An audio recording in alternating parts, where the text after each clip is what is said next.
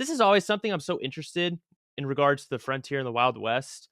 You mentioned earlier about the tax, um, you know, town or whatever, and the deeds for land. How was land distributed? Because people could just migrate west. Did they just say, "Hey, this is my land now. I'm going to take it," or was there sort of a legal process to that? Well, there's a legal process. Um, you know, uh, you could purchase the land from someone else, but also the Homestead Act. And isn't that what 1862? Is that the year of that? I'm not You sure. could come out and claim 160 acres, but you had to improve. You had to build a certain size building. You had to plant a crop, and then you had to get witnesses that said, "Oh yes, we saw this building," or whatever you. Um, in some instances, well, and these are the more unusual ones. In New Mexico, there were several Spanish land grants, and through some finagling, some legal means, some maybe not so legal, Euro Americans or Anglos are able to secure these land grants. So one of the most famous one is the Maxwell Land Grant, which was thousands and thousands of acres. And Lucian Maxwell was able to acquire that from the Hispanic descendants of the grant owners because he married into them, and then he bought the other, sibling shares and amassed this huge tract of land. So once the Maxwell land grant is in Lucian Maxwell's hands, and he can sell it however he wants. I mean, he ended up selling it to this English consortium, whatever you want to call it, and then they sold sections, tried to develop mines and what have you. And you have the Maxwell Land Grant War with settlers, and it gets very complicated. But essentially, there's all these different ways of acquiring land. So you can either homestead federal land, you can acquire land from a previous owner, but again, it has to be recorded, surveyed, and then surveying was a big occupation in the American West because in order to document your land, you've got to have township and range. I mean, it all has to be recorded where your boundary lines are and whatnot. So, but once you own the land, I mean, again, those purchases, whether it's a homestead or you're given it or whatever, it has to be recorded at the county courthouse in the deed books and the record books. Yeah, so I mean, it was a whole process. But I mean, how is that enforced? Because this is still sort of the frontier. What's to stop someone from just going and killing a family and saying, "This is my house now"? Well, you see this happening. A better example for me is not necessarily, taking farmland, but it's in the gold rush and jumping. They call it jumping a claim, right? So you would go in and you could pull up this guy's stakes, and all of a sudden you're there. And if you got more guns and buddies, it's like, nope, this is my claim now. And so that did happen. There was lots of disputes in the town of Tombstone, where people would try to jump some guy's claim. He'd even have a house there, and somebody else would try to go and record it as theirs. And in fact, there was one incident where this one man and several of his friends attempted to actually move the house off of the land while the guy was gone. And they didn't get it completely done. But yeah, shady stuff like that did happen. And also, people were murdered, especially with these, gold rush claims. I mean, and this might be before there was, the closest recorder or wherever you could record your claim was a long distance away. And if somebody thought, hey, I like his claim better, and you're a murderer, yeah, they would kill him, and then they would put their stakes there, and this is mine now. So yeah, but it's called claim jumping. Seems like a very dangerous life out there. Not just because of the elements, but I mean, they call it the Wild West for a reason. I mean, Well, that's why in certain instances we had these vigilante groups that try to keep this in check. Uh, so because I you mean, had you had Wild West Batmans pretty much. yes, exactly. You had vigilantes, especially there were some famous ones. Whether it was in the gold rush, and also you had vigilantes, in the cattle industry. If there was a lot of cattle rustling going on. I mean, it's cattle are worth quite a bit of money, and so yeah, I mean they might take it in their own hands, and they catch the guy changing a brand on a cow, and it's like, okay, we're going to hang them, and they were their own law because the problem often was that the law could be one far away. I mean, if you have to go to a county seat or something, but also the law wasn't always delivering justice equally. Um, a sheriff might have been in cahoots with the rustlers, uh, and that's why Wyatt Earp goes off on his vendetta ride after his brother Morgan is assassinated and Virgil is wounded by an assassin. He saw that whenever the cowboy gang did something like that, when they were taken to court, well, they just had their buddies come in and prove alibi. Oh no, Ike Clanton was over here with me at that. He couldn't have done it. And Wyatt Earp got tired of that. It's like, I'm not going to have any more alibis here. We're going to go kill the guys that killed my family, my brother. So you have that kind of vigilante justice as well.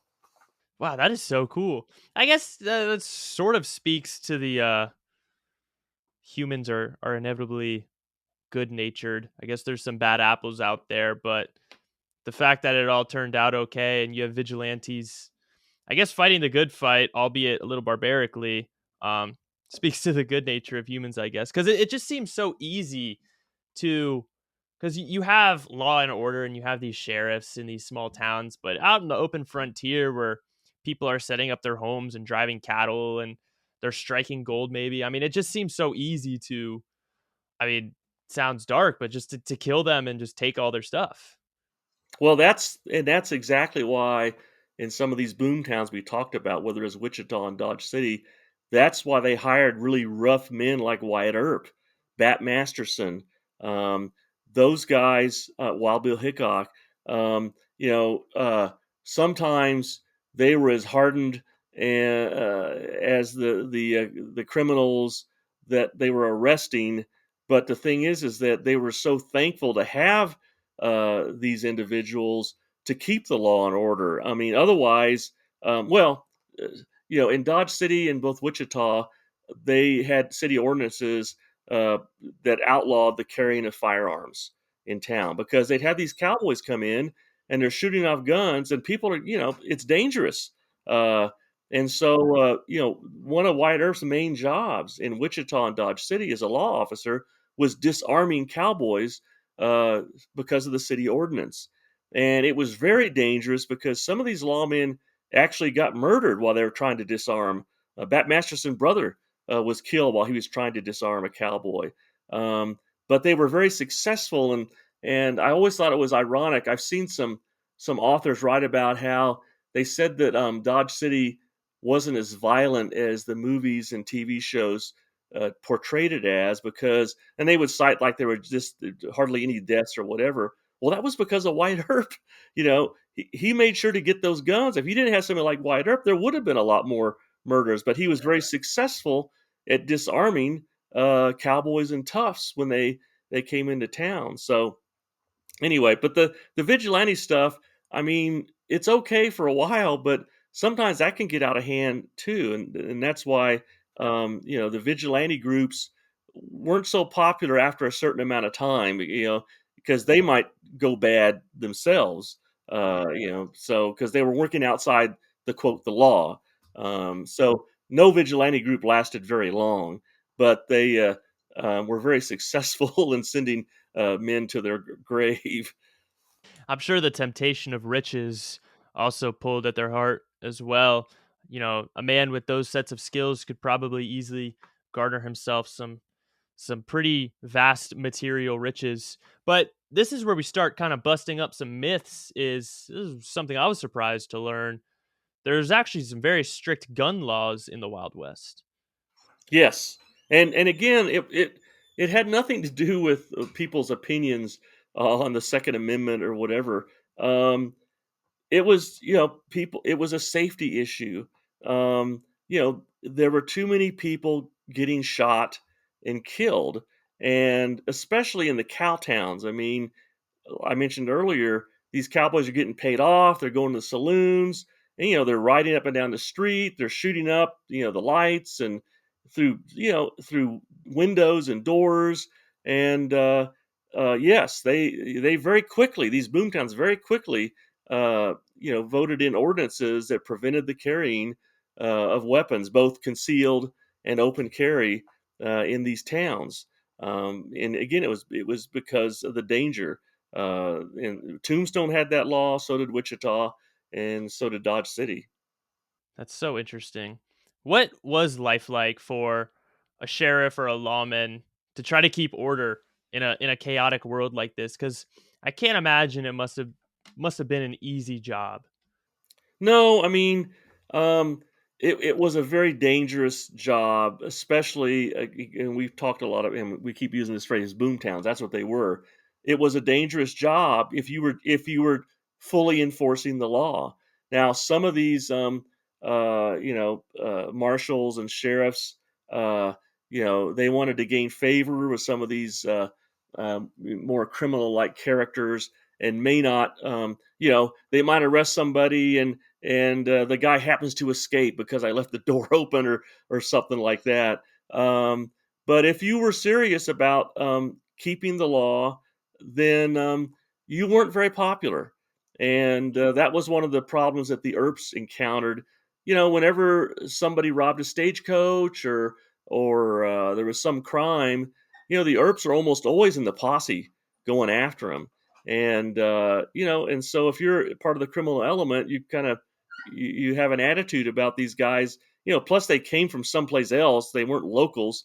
Um, and they're always the ones that are chasing you, and arresting you, and taking you to jail. So, yeah, it was an unpopular job, but I tell you, in those communities that had people like Bat Masterson and Wyatt Earp as lawmen, when we can talk about this, White Earp had a very shady past, and in fact, you could say his whole life was somewhat shady in some regards.